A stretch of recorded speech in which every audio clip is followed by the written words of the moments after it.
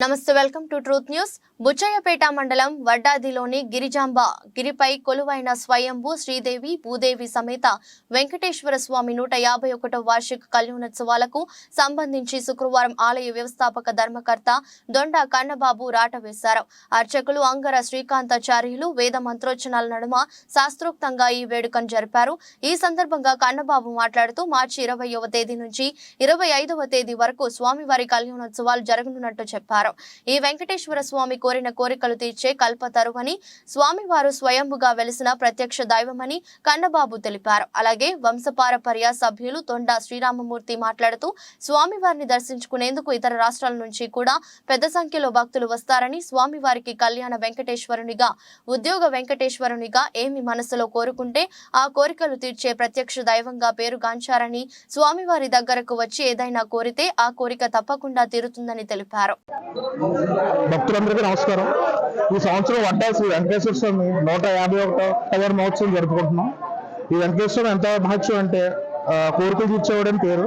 So ఆ వేడుకొండల వాడిని మీరు కోరిక తీర్చి మీ వ్యాపారాలు కానీ, మీ విద్య కానీ, మీ ఆరోగ్యాలు కానీ, మీ కుటుంబాలు కానీ అభివృద్ధి చెందేలా చేస్తారు. సో ఇది నిదర్శనంగా అన్ని కుటుంబాలు బాగున్నాయి, అందరికీ మొక్కదు. అందుకని ఇన్ని సంవత్సరాల నుంచి ఇది ఏ ఆటంకం రాకుండా ఈ మహోత్సవం జరగబోతున్నది. సో ఈ సంవత్సరం ఏంటంటే ప్రత్యేక 151వ సంవత్సరం జరుపుకుంటున్నాం. సో భక్తులందరూ ఇచ్చేసి తమ కోరికలు వేడుకుని స్వామివారి తీర్చుకుని ఆ మొక్కుబడులు తీర్చుకోవాల్సిందిగా మేము కోరుకుంటున్నాం. ఓం నమో వెంకటేశ్వర నమః. వడ్డాది శ్రీ వెంకటేశ్వర దేవస్థానం ఇది బాగా చరిత్ర గల పురాతన నుంచి ఈ ఆలయం నిర్మించబడింది. మా పెద్దలు, మా తాతలు, ముత్తాతలు అందరూ నిర్మించబడింది. ఇది ప్రతి శివరాత్రికి స్వామివారి కళ్యాణ రాట వేయడం. రేపు పాల్గొన మాసంలో మార్చి 19 నుంచి కళ్యాణం స్టార్ట్ అయ్యి 6 రోజులు కళ్యాణం చేసి వసంతోత్సవంతో నాగవెల్లి ప్లస్ పుష్పాంజలితో ముగిస్తాం. 151వ కళ్యాణం చేస్తున్నాం. దాని పూర్వంగా ఈవేళ శివరాత్రి, ప్రతి సంవత్సరం శివరాత్రికి కళ్యాణ రాట వేయడం జరుగుతుంది. ఈ 151వ కళ్యాణ వార్షికోత్సవం స్వామివారిది. ఇది స్వామివారి ఈ 5 రోజుల్లో కానీ భక్తులు ఈ విశాఖ జిల్లాల నుంచి కానీ, పక్క జిల్లాల నుంచి కానీ, మొత్తం అనకాపల్లి జిల్లా నుంచి కానీ, అన్ని జిల్లాల నుంచి కూడా, అన్ని మండలాల నుంచి 40 మండలాల నుంచి, ఇది పాడేరు, అరకు, అల్లూరు సీతారామ జిల్లా నుంచి కానీ అందరూ భక్తులు వచ్చి దర్శనం చేసుకోవడం ఆనవాయితీగా ఉంది. తలనీనాలు ఇవ్వడం, దాని తగ్గట్టు దేవస్థానం ఏర్పాట్లు చేయడం ఇవన్నీ జరుగుతుంది. మంచి పురాణమైన దేవాలయం. ఈ స్వామివారిని 5 రోజులు స్వామివారిని ఏం కోరుకున్నా, చదువుకున్న విద్యార్థులు కానీ, వ్యాపారస్తులు కానీ సరే వాళ్ళకి జయం జరగడం, విజయం సాధించడం, మళ్ళీ నెక్స్ట్ సంవత్సరం వచ్చి మేము అనుకున్నది జరిగిందని చెప్పడం మాకు అలాగా దగ్గరగా నా చేతికి వచ్చి వంశపాత ధర్మకర్తగా 30 సంవత్సరాలు అవుతుంది.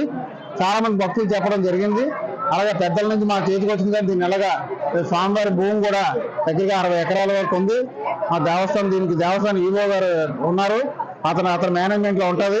మేము ధర్మకర్తగా మా పూజలు కార్యక్రమాలు భక్తులకి ఏ అగచాట్లు రాకుండా, ఏ ఆటంకాలు రాకుండా ఏర్పాట్లు చేయడం జరుగుతుంది. మంచినీళ్ళు కానీ, సర్వపంచలు కానీ, సున్నాలు వేయడం కానీ ఈ రోజు మొదలుపెట్టి కార్యక్రమం 5 రోజులు 6 రోజులు కూడా కార్యక్రమం విజయంగా భక్తులు కూడా రావడం, విజయప్రదం చేయడం సక్రమంగా జరుగుతుందని, అలా జరగాలని ఆ స్వామి ఆశీస్సులు అందరికీ ఉండాలని కోరుతూ సెలవు తీసుకుంటున్నాం.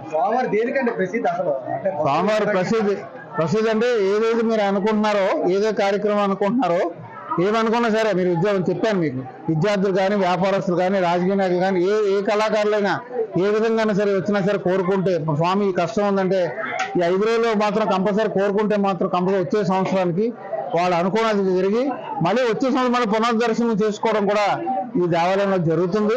చాలా మంది భక్తులు కూడా చెప్పడం జరిగింది.